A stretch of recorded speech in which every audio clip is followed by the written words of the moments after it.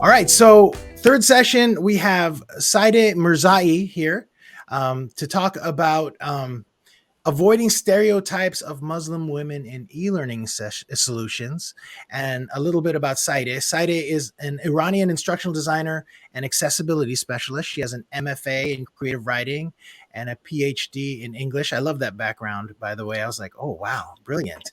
In her interdisciplinary doctoral dissertation, Saeide critically analyzed the representations of Muslims in legal, political, and public discourses in the United States, drawing on her knowledge of various topics in cognitive linguistics, cultural studies, communication studies, disability studies, and other disciplines.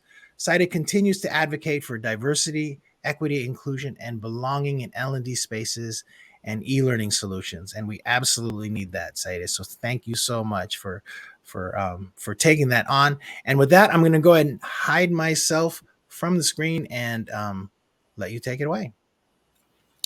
Thank you. So I'm quickly going to share my screen.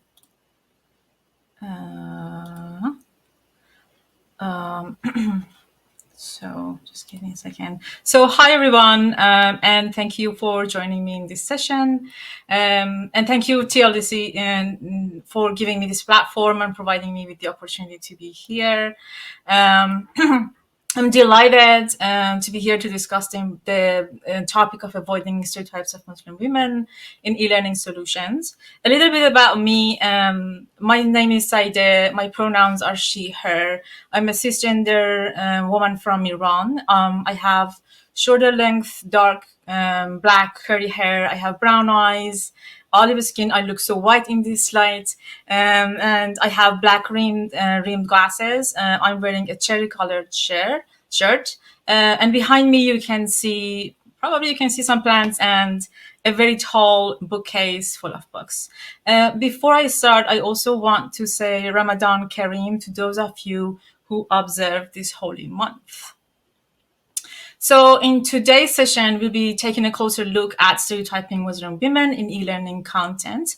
We'll discuss understanding stereotypes, what they are, how they work. We'll then talk about common stereotypes of Muslim women and how they can impact our learners and the broader community. Then we'll look at some of the most common pitfalls in e-learning content, and I'll share tips on how you can avoid these mistakes. Then I have an activity for us. It's an example of an e-learning content about communication that we can analyze and talk about how we can rebuild it. And then finally, I will close with sharing some resources and recommendations. So first, let's make sure that we are on the same page when we say stereotypes. In the chat, I want to hear, what do you think stereotypes are and how they work? So again, what do you think stereotypes are and how do they work?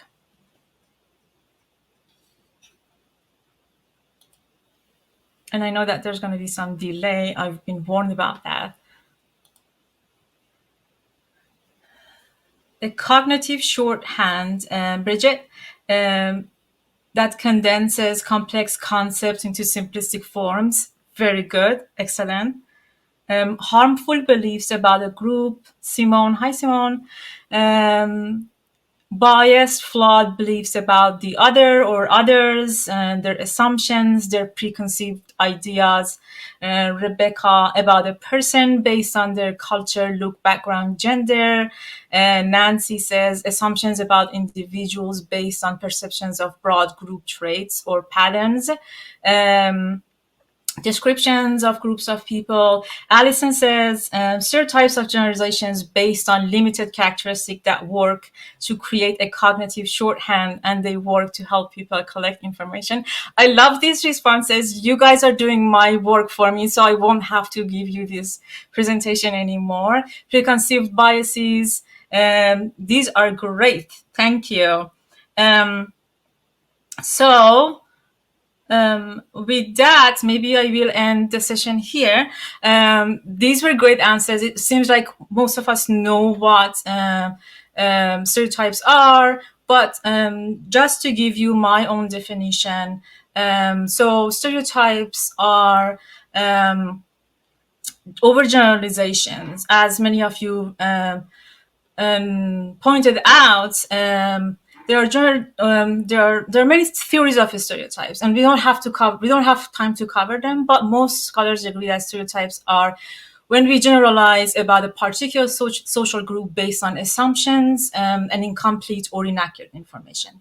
And when we generalize, we don't take into account the individuality of people who identify with that particular group, and we don't take into account the diversity within that group.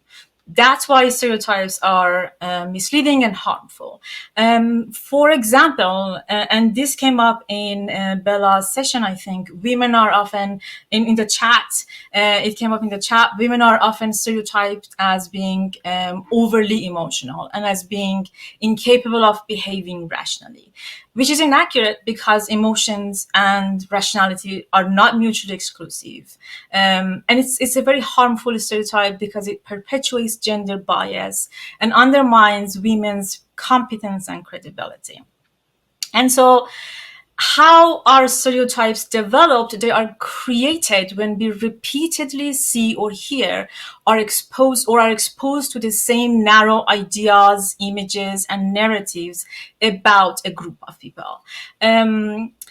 These ideas then become part of our subconscious minds, and we don't even realize that that's happening. So when we grow up, for example, when we grow up surrounded by images, stories, and other verbal or nonverbal representations of women being portrayed as irrational or incapable of controlling their emotions, these messages, these images, they become deeply rooted in our subconscious memories. Even when we consciously reject them. And that is where the danger of stereotypes lies. The danger of stereotypes is that they become so deeply rooted in our subconscious minds, memories, that when we consciously reject them, they still exist. They are operating below the level of our consciousness, below the threshold of our notice.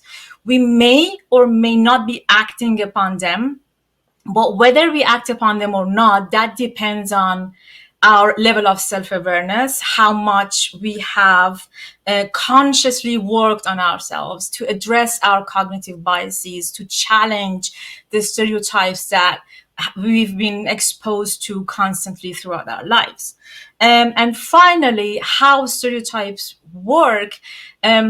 In order to understand that, I need to explain a distinction between activation of stereotypes and application of them. So, as I said, we have these deeply rooted ideas about social groups in our subconscious mind.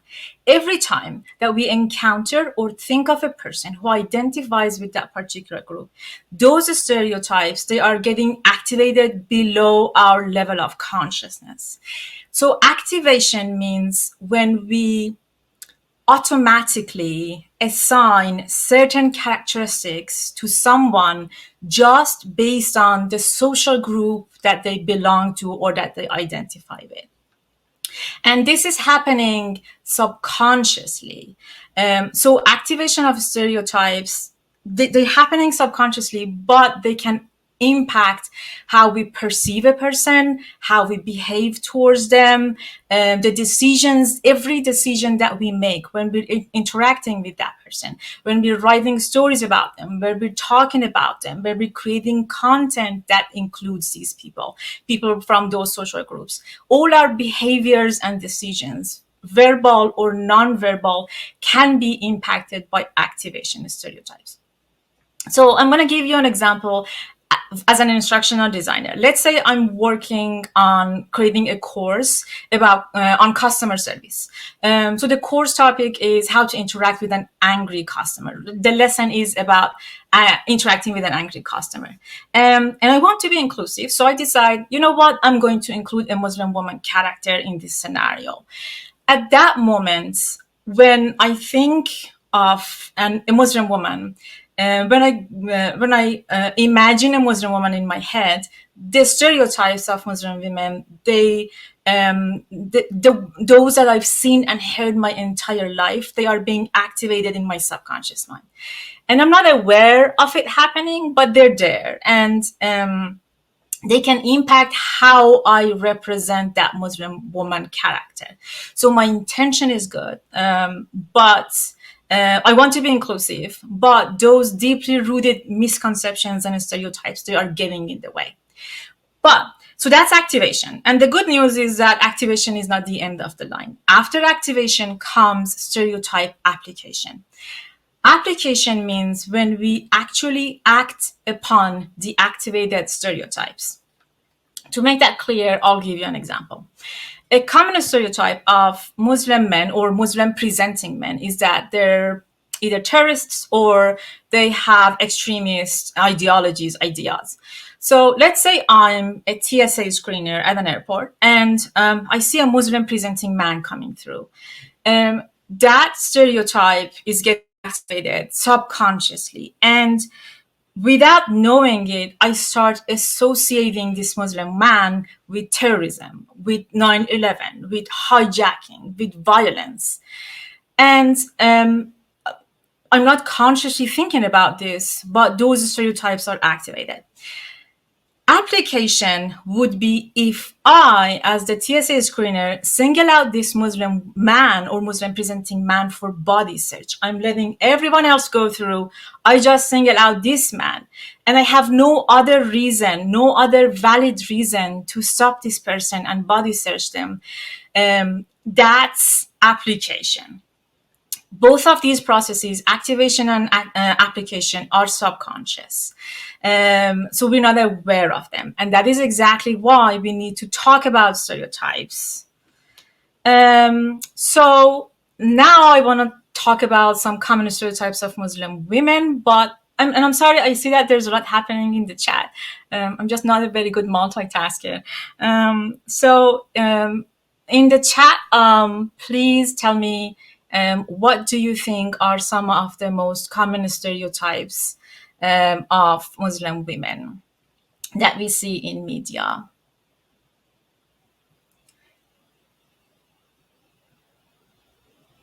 Oh, Christina says she totally saw this happen with the TSA. Oh, wow. Okay. Hijabi, Bella says, like, a common stereotype is that they all wear hijab. They're all people of color. They're docile homemakers. They shy, dormant, submissive, weak. All right, you guys are just doing my job. Thank you. Subservient, oppressed. Excellent. These are great. Thank you so much.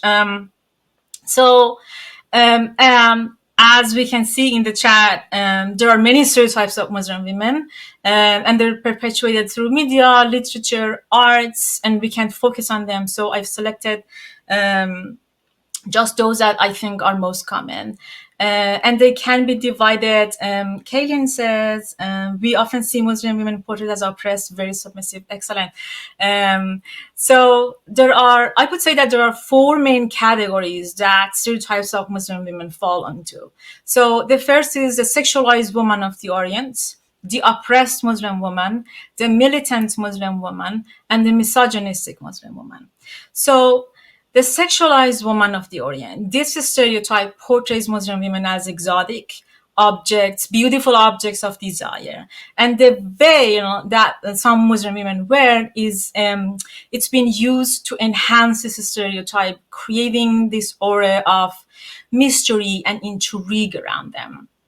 This is a stereotype that is actually related to the history of colonialism in Muslim societies and the portrayal of Muslim people as exotic, mysterious, and yet inferior, which created this type of fascination with the Orient or with the Muslim world, and was often expressed in the form of Orientalist art and literature that portrayed Muslim women as sensual, mysterious, and available to the Western male gaze. And the second stereotype, the oppressed Muslim woman stereotype, portrays Muslim women as passive, as many of you have pointed out, as passive, submissive, inactive, lacking agency, and highly dependent on other people and incapable of managing their own lives. As one of my favorite scholars, Edward Saeide, has beautifully shown in his work, Muslim women have been a particular focus of Orientalist representations, and they've been portrayed as passive and oppressed victims of a patriarchal and repressive cultures. And it's important to realize that this particular stereotype of being oppressed and submissive, it's been used by Western powers to justify colonialism, military intervention, and cultural imperialism. For example, after 9/11, this particular stereotype of women as being oppressed victims and in need of liberation from their male oppressors, it was used by the US state to justify the war on terror and military intervention in Afghanistan. And then the violent Muslim woman stereotype is a particularly damaging and hurtful one. It portrays Muslim women as inherently violent and aggressive, and it is rooted in a complex web of gendered Islamophobia, which depicts Muslim women as both exotic and dangerous. This stereotype is also linked to the veil. So women who wear the veil are, and the veil is seen as a symbol of oppression, but also aggression. And then finally, the misogynistic Muslim woman stereotype. It suggests that Muslim women are not only oppressed by men, but they are also enabling their own oppressors, and they are perpetuating the oppression by enforcing patriarchal values onto other women. So Muslim women are holding back other women. And this portrayal is just wrong in so many ways. It ignores the agency of Muslim women. It fails to recognize that many Muslim women are actively engaged in feminist movements and advocating for gender equity. So it's a very harmful stereotype. It makes it difficult for Muslim women to be recognized as leaders and change makers in their own communities.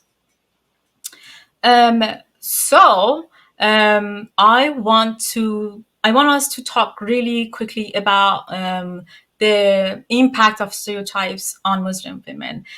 What do you think are some of the most common impacts of these stereotypes that we covered on Muslim women?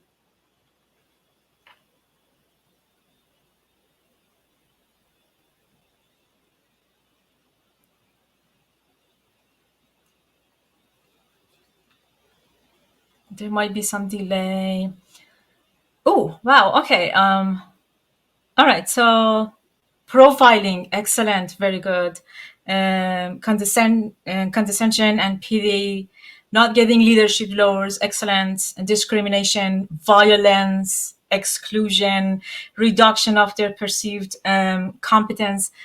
Excellent. I'm loving this. Again, you are doing my job for me so I can actually move quickly because I have a lot of ground to cover. And that reminds me, I apologize if I'm talking fast. I don't want to go over time. Being left out of conversations, excellent, where they could bring more value to the discussion. Excellent. Yes, exactly. So I have listed here 4 main impacts. The pace is working for me. Thank you, Christina. All right. So marginalization and exclusion. As many of you wrote in the chat, stereotypes can marginalize and exclude. Stereotypes are reductionist in nature, and that academic jargon simply means that stereotypes create a narrow picture a narrow view of Muslim women, and they constrain them within a limited frame of expectations, confine them to a box that restricts their full expression of social, cultural, and economic diversity and their identities. And that can lead to marginalization and exclusion of Muslim women from leadership roles, from employment, from education opportunities. And then the second is discrimination and harassment. Again, as it was mentioned in the chat, stereotypes can lead to discrimination and harassment in various forms. They can be verbal abuse, physical violence, especially for women who wear different forms of hijab. They can be more vulnerable to physical and verbal forms of violence and subjected to harassment and discrimination. The next impact is internalization of negative beliefs, and that is true about all stereotypes. So stereotypes can cause internalization of negative beliefs, and that means that over time, when you're exposed to negative stereotypes, it can lead to internalizing those beliefs. So for Muslim women, that can mean self-doubt, that can mean disconnection from their cultural heritage. And then finally, reduce agency and autonomy. Stereotypes they perpetuate the idea that Muslim women are passive and lack agency and highly dependent on other people, which can result in them being excluded from decision-making processes that directly or indirectly impact their own lives, which can have negative consequences on their personal and professional lives. So before I get to the e-learning part, I have another question for you. So why do you think we as L&D professionals should care? And please respond in the chat. And if you're here, if you ask me, I would say the smile on this woman's face is worth it. It's worth caring and doing the work. But and also, if you're here, I'm assuming that you care and you want to learn, and you know why this matters. So I want to know, why are you here? Why do you care? Why do you think we should care? Representation matters. Very good. We are advocates for all learners. Oh, I love that, Wendy. We should care to develop all learners. Excellent. Very good. We need to build psychologically safe environments for learners. Beautifully said, Bella. Creating content that is more inclusive but doesn't accidentally offend. That's a very good point. Oh, wow. Okay, where was that? Kelly. Yes, very good. We should care. We make it psychologically safe. Very good. Equal access to learning. Love that. We want people to feel included, feel seen, heard. All right. Again, so many great responses here. We should be careful not to cause harm through our content and delivery. That's Gwen. Beautifully said. Thank you so much. And I apologize if I can't read all the comments. These are great comments. So I have prepared, and I love that the response in the chat covered most of what I'm going to say, but I have prepared 3 arguments. The first one is a moral argument. Stereotypes are so deeply ingrained in our subconscious that it's important to challenge them, to disrupt them, if we care about creating more inclusive and equitable learning solutions, equitable societies.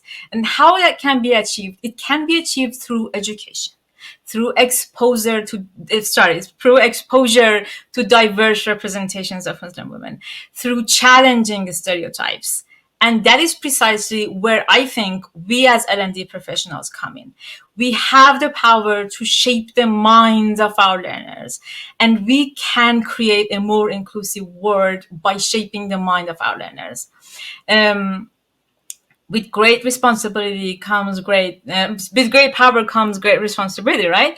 Or as we say in Farsi, آن کس که قدرت دارد مسئولیت دارد, which translates into they who hold power hold responsibility. So in my humble opinion, we should care because we have a moral responsibility to do this work. The second one is the ID pleasing argument, or the instructional designer pleasing argument.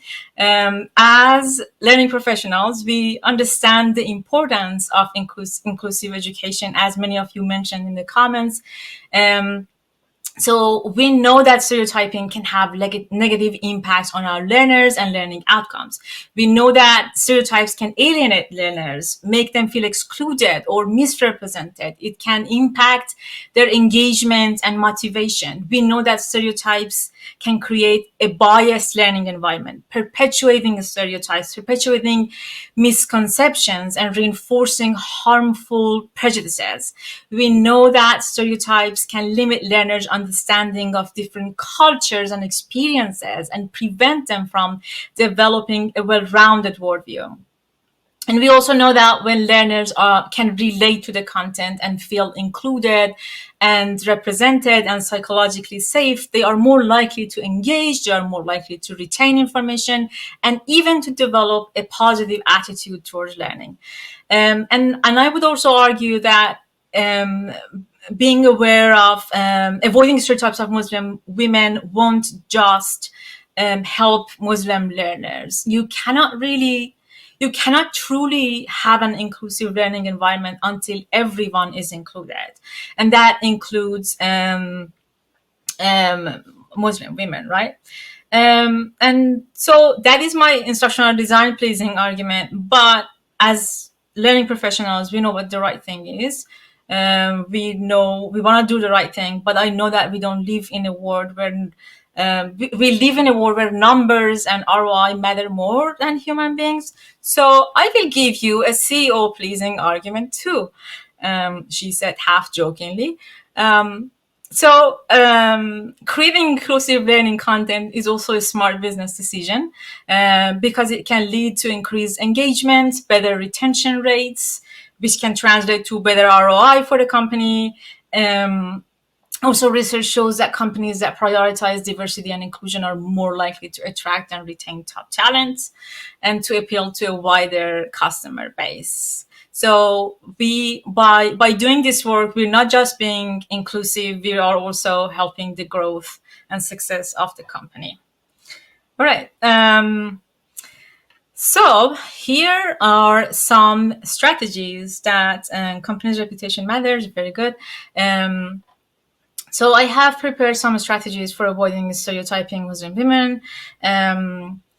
The first one is doing research, conducting research. It's important to do your due diligence, to conduct yourself and to conduct research, to educate yourself, to understand the diverse backgrounds and experiences of Muslim women. That is crucial.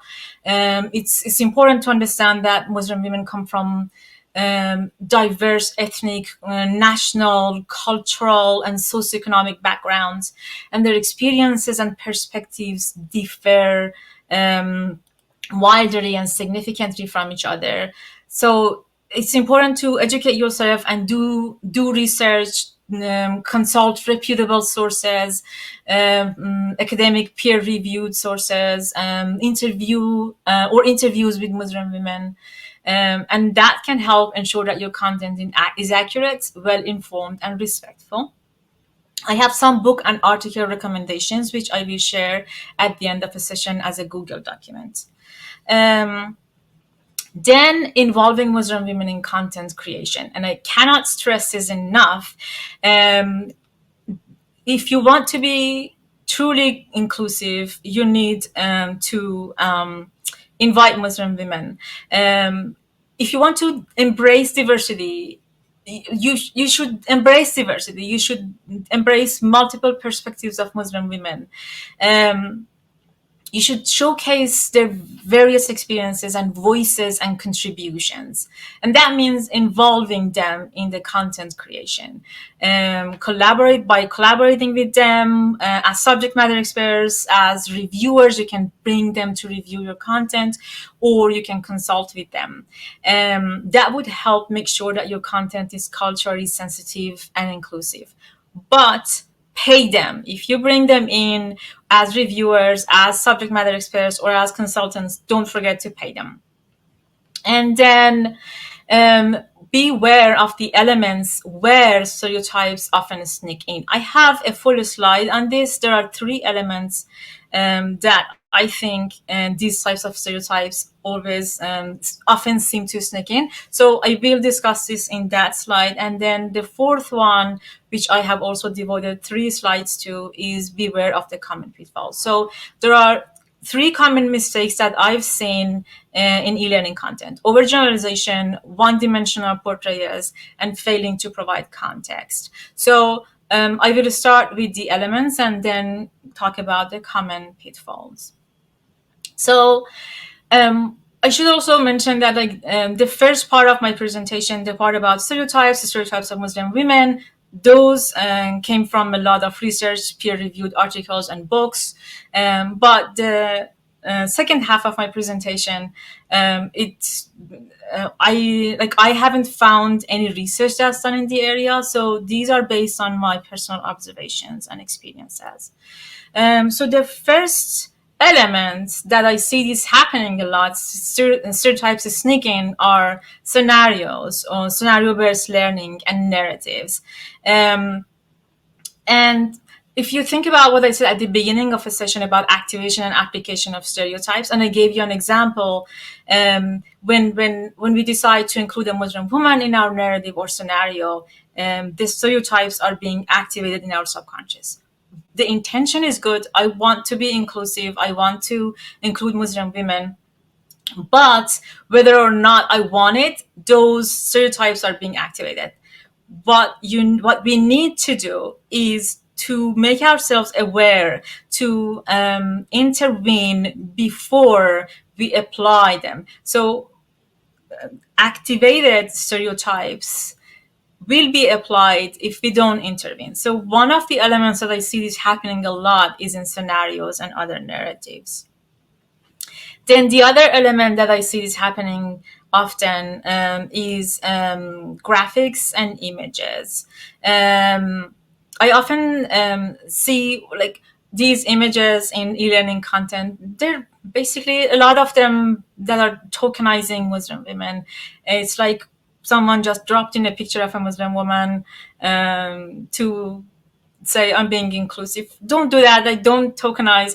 But if you're going to use only a single image of a Muslim woman, try not to choose images that perpetuate the stereotypes that we discussed, that they're submissive, that they're aggressive.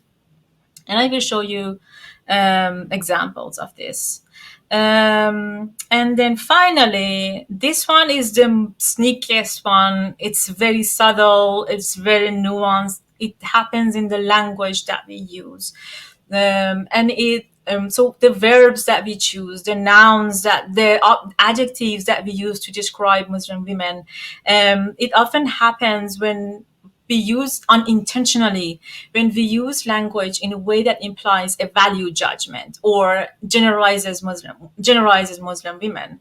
I saw somewhere that Muslim women's attire was described as, I think it was restrictive. And so what that's doing is perpetuating the stereotype that Muslim women are oppressed, they have no choice in what they wear. All right, so these are the elements. And now these are the common pitfalls. The first one is overgeneralizations. So what is overgeneralization?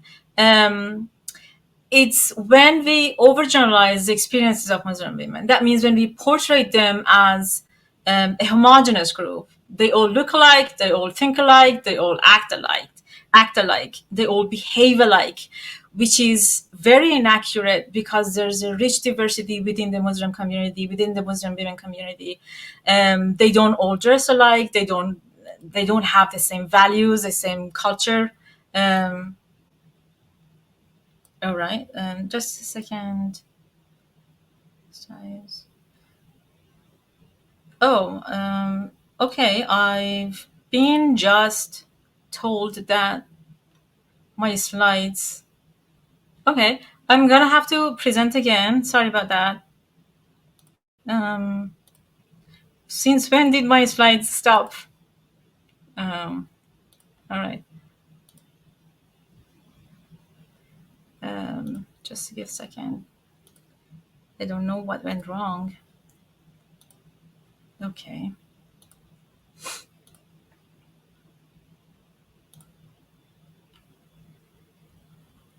Okay. I apologize for this. Functional. Let me see what happened here. All right. Okay, I am going to do this again and see if it works this time.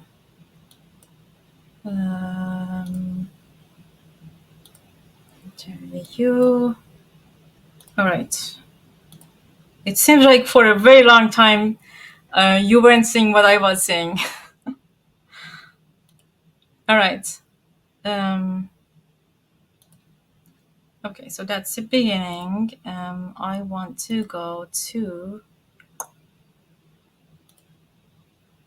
okay, overgeneralization. All right. I apologize for that.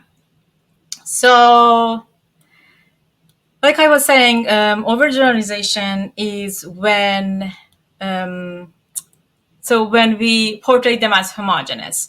And in order to avoid this pitfall, we need to focus on, first of all, we need to focus on individual experiences rather than blanket assumptions. We need to acknowledge the diversity within the Muslim community. We should be very careful with the language we use, the examples that we provide. They should be nuanced. We should avoid using images that depict Muslim women only in traditional clothing, that stereotype Muslim or reinforce in stereotypes that they all dress in the same way. And so in this slide and the next two, I'm going to give three examples. These are based on real modules, but I couldn't get the permission to show you the actual content. So I'm just summarizing some parts, and I made some changes, but they're based on actual e-learning content. So the example that I want to give here is there was an e-learning course for healthcare professionals. It was about cultural competence. And there was a video in it that the narrator advised doctors to always make sure that their Muslim women patients had access to safe transportation options, because Muslim women were not allowed to drive. So this is an example how stereotypes can sneak into the language that we use or into the scenarios that we use. By saying that Muslim women are not allowed to drive, like, we're portraying all Muslim women as oppressed, as lacking agency, as being dependent on other people. And it's actually really false. There are some Muslim women who can't drive, but that is not true about all Muslim women, right? So it's overgeneralizing. And to avoid in this particular example, I would fix it by the narrator, or I would probably just use a more precise language. Instead of saying all Muslim women, or instead of saying Muslim women are not allowed to drive, I would say in some Muslim communities, women may not be allowed to drive. So it's important to acknowledge the diversity within the Muslim community and avoid generalization pitfalls. And for those of you, for those of us who aren't sure what it means when I say rich diversity, but when I say they don't all look alike or dress alike or behave alike, and for those of us who think it's hard to find images that don't stereotype Muslim women, I'm just going to show you some images that I found that I think don't stereotype Muslim women. And I'm going to stay quiet awkwardly as you see these images.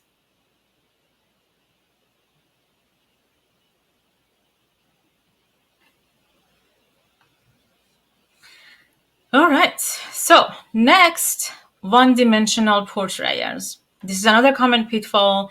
It portrays Muslim women solely as victims or oppressed individuals or aggressive or misogynistic without acknowledging their resilience, their agency, their achievements. And I'll give you another example. Also, I want to see how I'm doing on time. All right, 5 minutes ago. Ooh, all right. I'll be quick. Now okay. So an example of this it was a scenario-based learning for new managers about conflict resolution. Learners played the role of a new manager.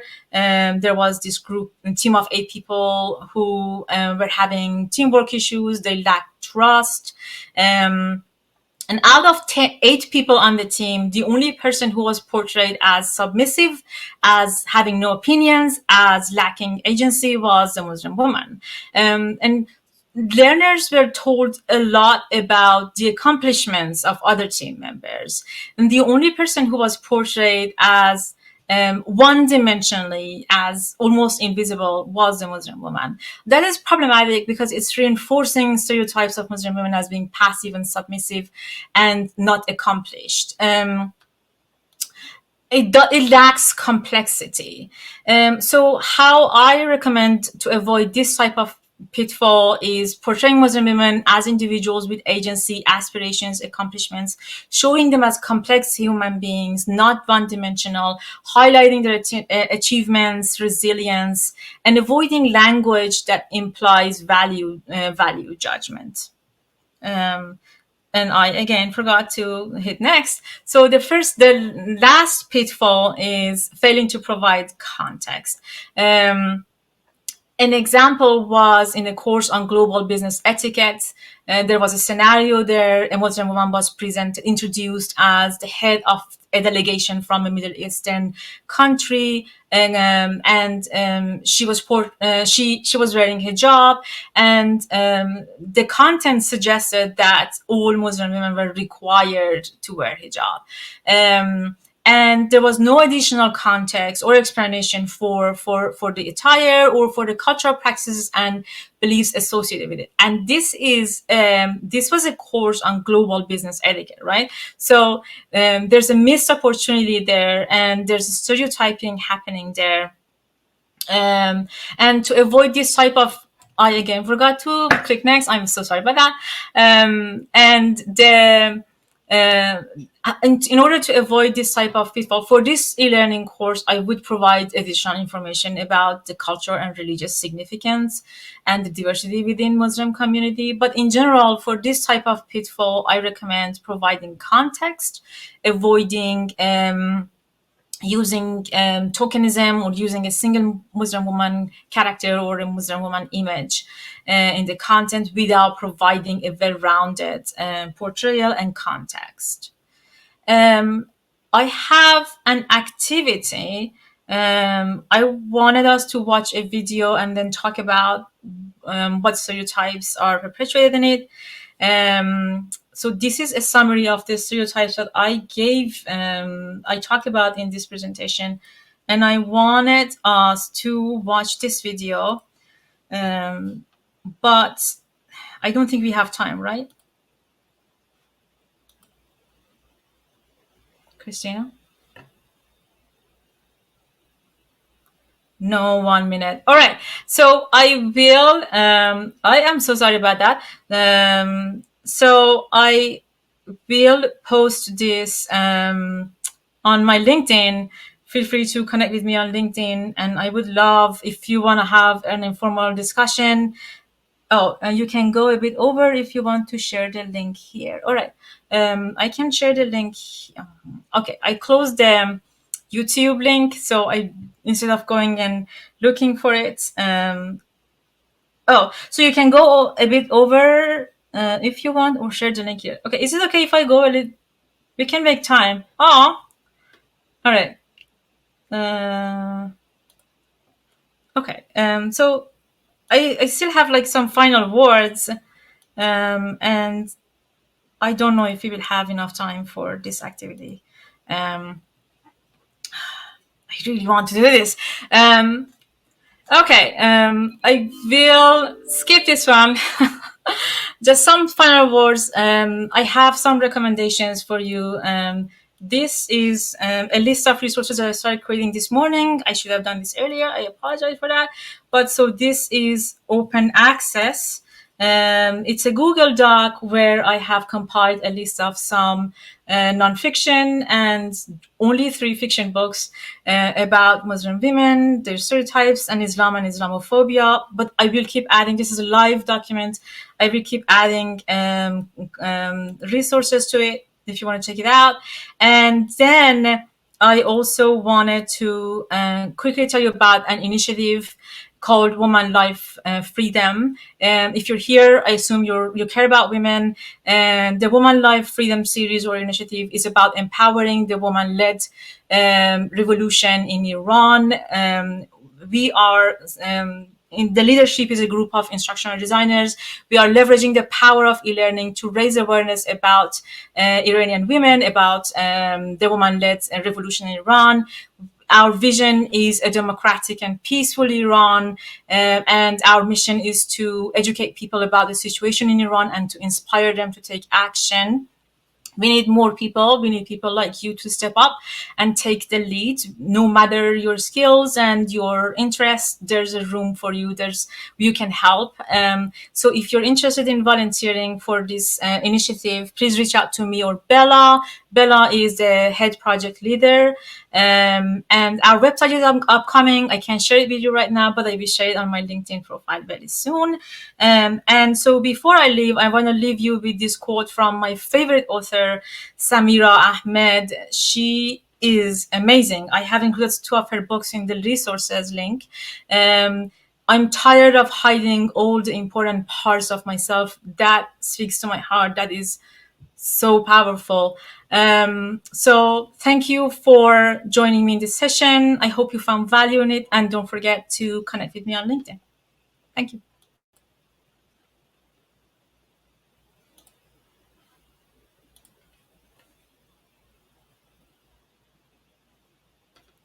Is Christina coming up? Okay. Christine, I'm sorry. I kept saying Christina. I apologize for that. Oh, that's okay. So great job today. Thank you so much for sharing and providing us with the insight and perspective. Everybody should be able to see the links that were shared for the YouTube video. I think there were a couple Google Docs that were out there and some additional content. So we will follow up again. All of these the sessions will be available via recording. So we appreciate everyone's time, and hopefully we'll see you in the next session starting in 9 minutes. So thank you so much again. This was fantastic information. Thank you. Bye. Bye-bye, everybody. Bye.